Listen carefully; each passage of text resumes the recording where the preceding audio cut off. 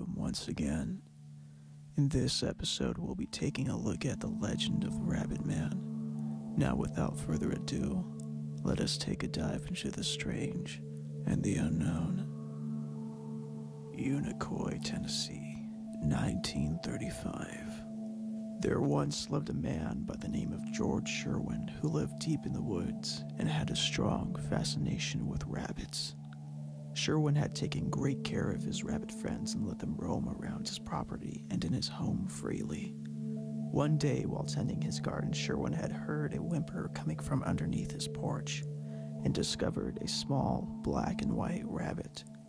After closer inspection, Sherwin had found that its hind leg had been severely wounded by a predator. Over time, Sherwin had nursed the rabbit's leg and decided to name his new friend Seymour. He had later built a makeshift cage for Seymour outside, so that way he may roam without any risk of predators attacking him.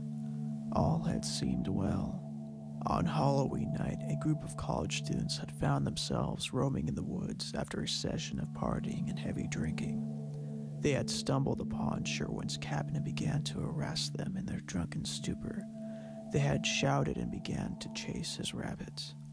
Sherwin had came out and asked them to please leave, but they continued. One of the students had thrown a glass bottle at Seymour's cage.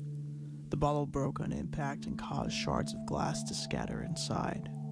A whimper was heard, and Sherwin ran to the cage. There he found his rabbit friend Seymour pierced with shards of glass and covered in blood. Sherwin's mind had snapped that very moment. He pulled out a railway spike he had used to keep the cage closed and had charged the students. He chased them down and stabbed them in the chest, one by one. All but one were killed. The survivor, Donnie Harrington, had ran straight to the closest police station to get help. In a short time, a group of police officers had went down to Sherwin's home, and they found a grim sight. All around the property, dead rabbits were scattered around, and a foul stench was in the air.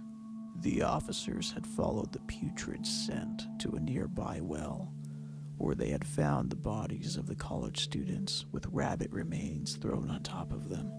Sherwin was never apprehended and became known as the Rabbit Man to locals. Since the incident, several sightings of the Rabbit Man have been reported, and many believe that Sherwin died and had changed into a tall and wide creature and came back to claim more lives. It is said those who enter the woods of Unicoi can hear the loud thud of what sounds like big feet and the sharpening of the railroad spike of the Rabbit Man, waiting for his next victim.